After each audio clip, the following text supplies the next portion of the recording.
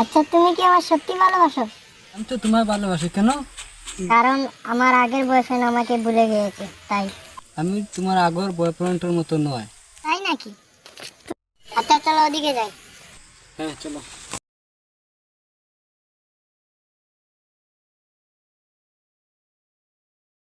কি সুন্দর একটা মেয়ে নিয়ে ঘুরতেছে শালা। জিনিস রে মামা, একদম রসের গুল্লা। এরকম সুন্দর একটা মাইয়া এরকম ফুলামান পাইলো কই থেকে? এরকম আমি হইতে পারলাম না রে। তোর শালা গার্লফ্রেন্ড থাকতে অন্য মেয়ের দিকে তুই নজর দিস। নজরটাই খারাপ। প্রেম করতি সাইদার সাথে, এখন করিস সাবিনার সাথে।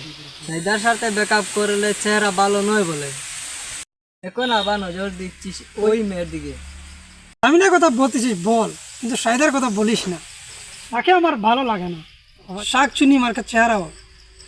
ওই মেয়েটাকে ট্রাই করে দেখি চল।